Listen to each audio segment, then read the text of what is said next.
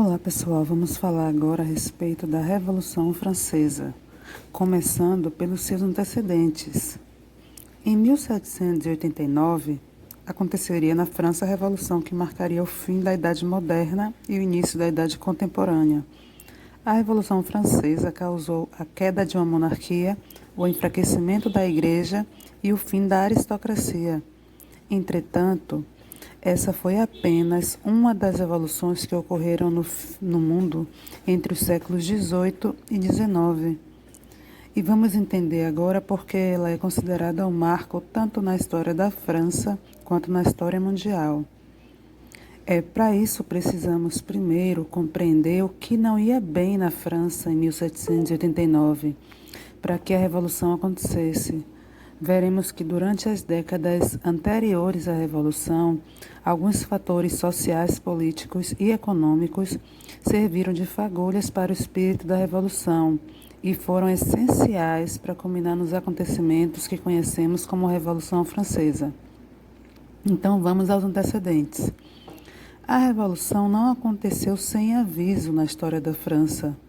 Tampouco a forma de pensar que norteou os ideais dos revolucionários surgiu do dia para a noite. Entretanto, nem Luís XVI nem a Igreja estavam preparados para o que se iniciou em 1789 e se estendeu até o último ano do século XVIII. Podemos mencionar 4 como sendo as causas principais da Revolução: o pensamento iluminista, a influência da Revolução Americana na economia e no imaginário francês, a desigualdade entre os diferentes grupos sociais e uma grande crise econômica que gerou fomes e mortes no país. Todas essas razões estão ligadas entre si, mas vamos entender o que foi cada uma delas. O Iluminismo e o Século das Luzes. O Século das Luzes, como ficou conhecido, o século XVIII, foi um período com grandes mudanças na forma como as pessoas por toda a Europa lidavam com o conhecimento e foi o momento do despertar de uma corrente de pensamento mais importante da história, o Iluminismo. O Iluminismo surgiu no começo do século e teve grande influência sobre os intelectuais e a burguesia daquele período em toda a Europa. Esse movimento defendia valores do humanismo e da razão, colocando o ser humano e a busca pelo conhecimento científico como as fontes das quais deveriam emanar todo o poder e as decisões da sociedade. No pensamento iluminista não havia mais espaço para monarcas com poderes absolutos, nem para a crença religiosa como a fonte para justificar as estruturas de poder. Os ideais iluministas foram disseminados facilmente por todo o país, com textos circulando por gazetas e folhetins. Essa corrente de pensamento prosperou entre os intelectuais da Europa desde a França, com pensadores como Voltaire, Rousseau e Montesquieu, até a Itália, Alemanha e Inglaterra, onde viveu John Locke, o pai do liberalismo. Esses nomes são conhecidos até hoje como baluartes da liberdade e dos direitos individuais dos cidadãos. A Revolução Americana. A segunda metade do século XVIII foi marcada apenas pela Revolução Francesa. Errado. A segunda metade do século XVIII foi marcada por outros movimentos revolucionários em outros países, várias revoltas e revoluções ao redor do continente europeu e na América. Antes da Revolução na França começar, em 1789, a mais notável havia sido a Revolução de Independência das Colônias Americanas. Essa revolução foi apoiada por Luís XVI, que enviou tropas francesas para ajudar George Washington e companhia na empreitada americana de se tornar independente da Grã-Bretanha, principal rival político e econômico da França naquele período. A empreitada francesa, apesar de bem vista pela população, trouxe um prejuízo financeiro e dívida tão grandes para a coroa que obrigou Luís XVI a fazer sucessivos aumentos de impostos ao longo das décadas de 1770 e 1780, período em que a França já passava por uma grande crise econômica que veremos em breve. A Revolução Americana foi importante também por um motivo simbólico: fortalecer no imaginário dos franceses os ideais de liberdade e de igualdade entre os cidadãos, em sintonia com o pensamento iluminista da época. Porém, esses três desejos cada vez mais claros do povo francês se chocavam com uma barreira poderosa: a divisão brutal da sociedade em grupos, alguns com muitos privilégios e outros com nenhum. Esses grupos eram chamados de estados. Os três estados na França.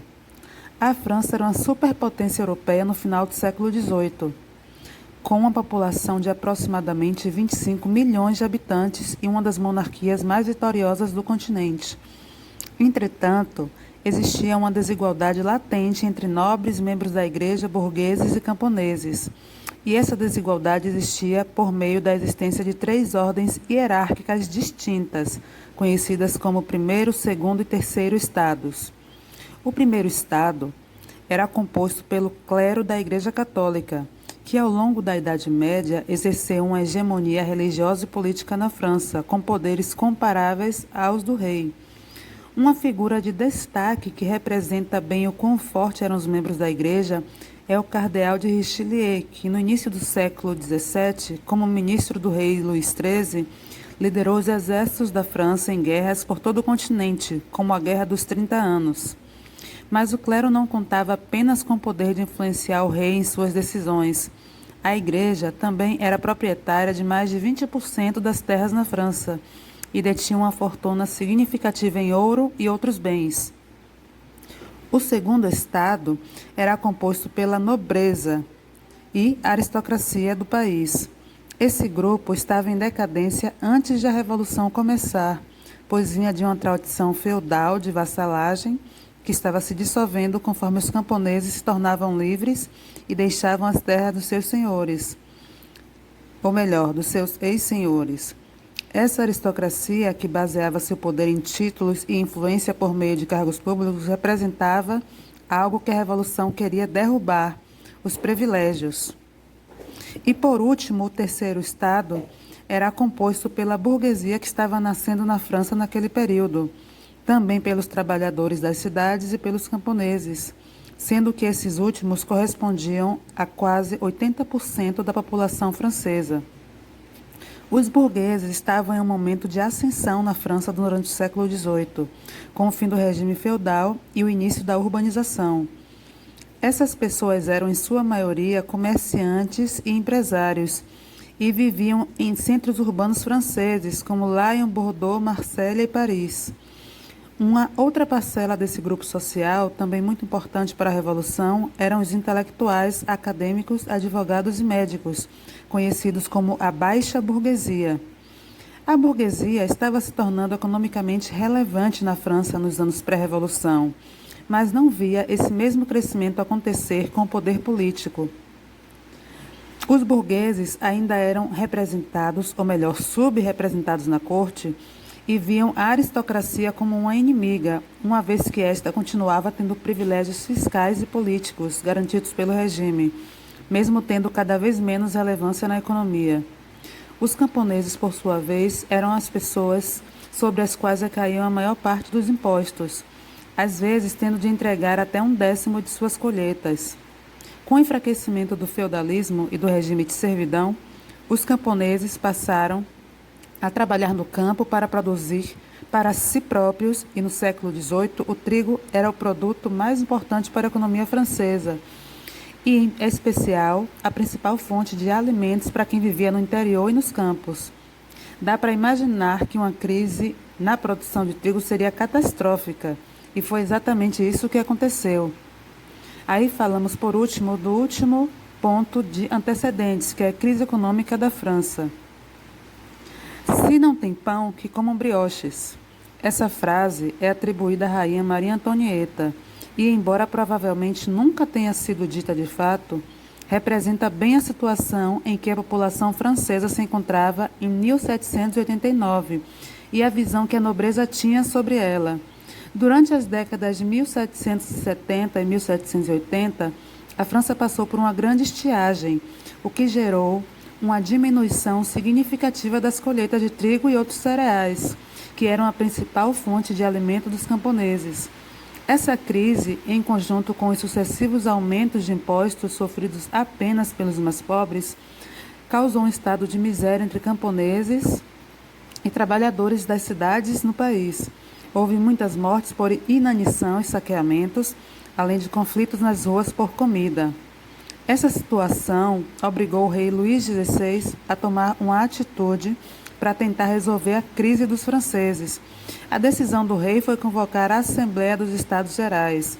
Essa Assembleia é considerada o ponto sem volta para as mudanças que estavam por vir. E se ela não tivesse sido convocada, talvez a Revolução não acontecesse. Então vamos saber o que foi essa Assembleia. Durante mais de 200 anos, desde 1614, os monarcas franceses não se utilizavam do seu poder de convocar uma assembleia que reunisse os 3 estados para deliberar sobre a política e a economia da França. Foi Luís XVI quem decidiu fazer essa convocação em 1789, para reunir e consultar os representantes dos 3 estados para solucionar a crise.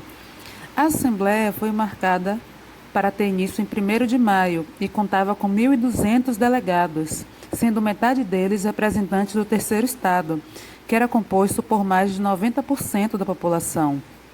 Uma das votantes mais importantes que a Assembleia realizaria seria sobre o novo aumento de imposto. O clero e a nobreza queriam realizar a votação de forma que cada estado tivesse um voto, para que pudessem votar juntos e se manter isentos. Já os representantes do 3º estado entendiam que suas chances de conseguir se opor à elite aristocrática só seria possível se a Assembleia seguisse a lógica de cada deputado ter um voto. A aristocracia venceu e, por 2 votos a 1, foi decidido que o 3º estado sofreria um aumento de imposto, enquanto os demais permaneceriam isentos. Na manhã do dia 20 de junho, com mais de 1 mês e meio da Assembleia, disputas contínuas entre os grupos votantes, os deputados do 3º estado tiveram uma surpresa ao chegar à Assembleia no Palácio de Versalhes e encontrar as portas trancadas para sua entrada. Os deputados, então, invadiram a sala secundária do palácio, que servia de espaço para jogo de pela, e declararam que só sairiam dali quando tivessem em mãos uma Constituição do Estado francês. Esse evento ficou conhecido como Juramento do Jogo de Pela, e naquele dia os deputados do 3º estado se autodeclararam a Assembleia Nacional Constituinte da França. Luís XVI, aparentemente rendido pelas exigências dos representantes do 3º estado, aos quais haviam se juntado também alguns membros do clero e da nobreza, decidiu por acatar a exigência desses deputados. Entretanto, ao mesmo tempo em que a Assembleia acontecia no palácio próximo a Paris, o exército da coroa se preparava na capital para suprimir a Assembleia e os seus representantes.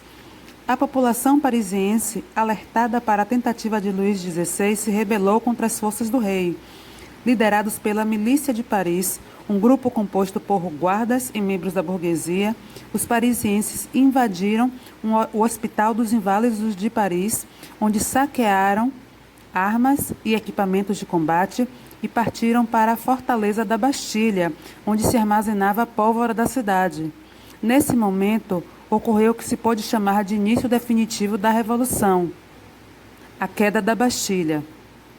No dia 14 de julho de 1789, a população de Paris tomou a prisão da Bastilha. Ainda hoje, o dia de 14 de julho, é o principal feriado nacional de comemorações na França. Mas o que era a Bastilha? A Bastilha de Saint-Ouen, ou simplesmente Bastilha, foi uma fortificação que durante 4 séculos esteve localizada no centro de Paris. A partir do século XV, a Bastilha passou a funcionar como uma prisão para onde eram enviados tanto prisioneiros de guerra quanto pessoas acusadas de crime contra a monarquia, como panfletagem e publicação de sátiras. A fortificação representou, durante o período em que funcionou como uma prisão, o poder absoluto da monarquia de prender e torturar prisioneiros, sem qualquer julgamento ou direito à defesa. Muitos prisioneiros morriam de fome e frio nos calabouços, após serem presos por ordens do rei. Apesar de representar um símbolo do absolutismo francês, Em 1789, a Bastilha servia mais como um depósito de pólvora e armamentos do que como uma prisão, e foi por conta dessas armas que ela foi tomada e saqueada pelos revolucionários. A queda da Bastilha foi rápida e a fortificação foi incendiada. Houve mortos no confronto entre população e guardas, entre eles o diretor da prisão, que foi decapitado e teve sua cabeça exposta em toda a cidade pelos revolucionários. Nos dias seguintes à tomada da Bastilha, o rei cede à pressão da população francesa e aceita a criação de uma Assembleia Constituinte Nacional, formada pelos deputados presentes na Assembleia dos Estados Gerais, que serão responsáveis por criar a Constituição da França. O país passa então a ser uma monarquia constitucional.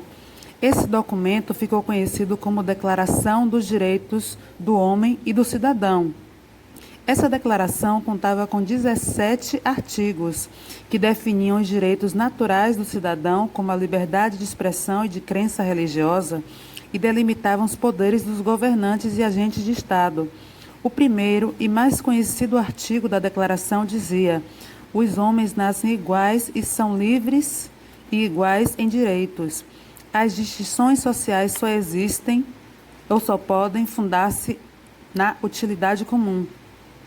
A Declaração dos Direitos do Homem e do Cidadão de 1789, diferente das que já haviam surgido na Inglaterra e nos Estados Unidos após a independência, descrevia os direitos universais do cidadão, não apenas os franceses e não apenas os franceses que viviam naquela época, mas todos os cidadãos de todos os lugares em todas as épocas.